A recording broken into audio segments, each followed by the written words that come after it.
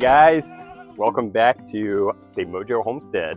I am heading out to the garden to get some ingredients for this jam that we are making. Now this one is not your traditional jam. Really what we use kind of in our house is traditional jam is grape jam. That's what we use kind of as the all-purpose everything, peanut butter and jelly sandwiches or on biscuits or whatever. But we do occasionally like to have the bougie jam. So that's what we're working on today. It is actually a habanero pear jam with basil. So I can't honestly say that I've had it before, but it is inspired by a couple of different things. So we posted in our supper club text thread about all of the pears we got, and Jess wrote back and said, "Oh, you have to make a habanero pear jam. It is really good." So that's what we're doing. Well, then I was like, you know what? When we were in Asheville and we went to, it's an amazing cafe there. They're known for their huge cat head biscuits, which if you're not familiar with that term, it basically just means like a really big biscuit that's not necessarily cut out from a biscuit cutter. You sort of just make the ball or flattened ball of dough and bake it. It's also called drop biscuits. I've heard them called that too. But they have really unique jam varieties or types there. And one of them was this jam that had basil in it. And I don't even remember what the main fruit in the jam was, but it was so good. So I'm going to add a twist to this jam and throw some basil in there too. We have some cinnamon basil. I think that's going to be really, really good in there. So I am out here to get those. Our habaneros, we don't really have any that are quite ripe, but that's okay. I'm just going to get a few of these. So these are, I cannot remember the exact name. It's something like a tropical habanero, pineapple habanero, something. It's got kind of a sort of citrusy, almost pineapple-like undertone to them. And so I think these are going to be really good.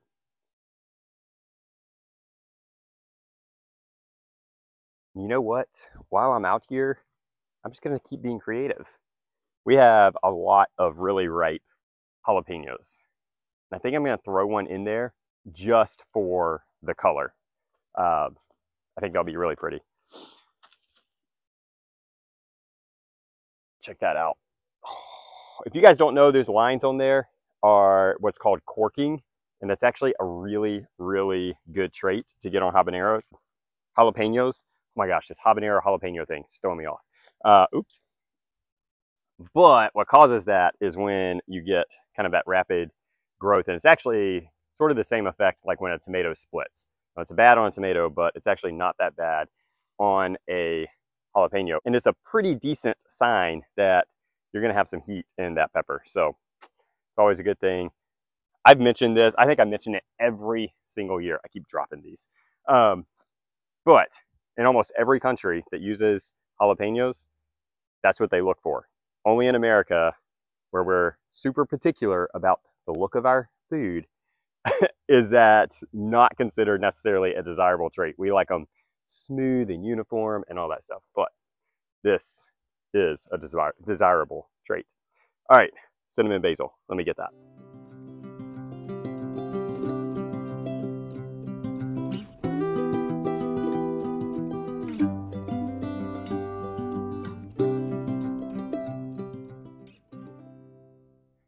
I think it looks pretty good. I mean, none of these are going by measurements. It's all in preference. So the recipe that we're making is actually only making about 6 jars, 5 or 6 jars, half pint size. So not a lot, but I do want that flavor to come through on there. So let's get back inside and get started. So the first thing we're going to do is get our pear cut up into really tiny pieces. Now this apple core is perfect for that. It will basically spiral cut it, and then from there we can chop it into smaller pieces.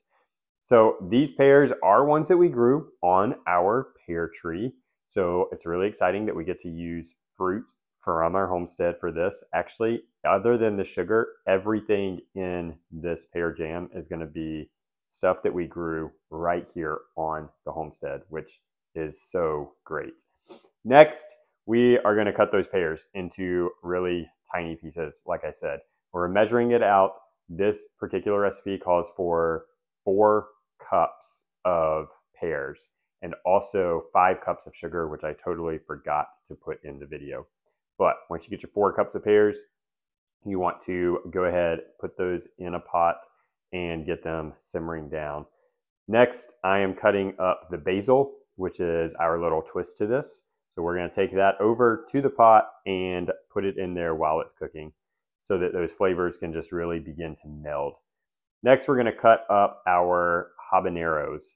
So I am using 3 habaneros for this particular one and that 1 jalapeno that we got. So again, going to cut this into really, really tiny pieces. I am removing the seeds in one of them and then leaving the seeds in the other 2 because I do want that heat to come through. We're going to heat this on a medium to medium high heat until it gets to 220 degrees, which is your gel stage. Put it into jars and then do a basic water bath canning. So one thing I did forget is you do want to add the juice of 1 lemon. That is not so much for the flavor, although it does add a little bit, but it is to get the acidity up to where it needs to be for canning. I am going to put a photograph of the recipe that we used and the canning instructions right here. You can pause the video to get all of it. Just a lot easier to do it this way than to try to put it in the description of this video. Also, this recipe, if you read it, you will notice that it does call for pectin, which we don't use only because I like doing that long cook jam method of getting it up to the temperature to where it will reach that gel stage. Just one less ingredient that we're having to rely on. So we have everything that we need and are only relying on grocery store for the sugar. So this jam actually did turn out amazing. Regrettably, I did not film the taste test. But guys, I can tell you, it is so good. There's a sweetness to it, a slight heat level, and then that basil just adds a whole nother dimension to the entire jam. So good. We put it on biscuits. It was amazing. You can put it on whatever you want to. You could even baste meat in this and it would be super, super good. So hope you guys try it. If you do, let me know what you think. I would love to hear your feedback on it. This will definitely be a keeper for us. I love these little specialty jams, 1 to give out as gifts, but 2 just to have on hand. We did take this to our supper club and put it over cream cheese, and that was really, really good. Served it with some crackers. So it is so versatile just because of all of the elements and the tasting notes in this jam. So hope you guys have a great week and be blessed.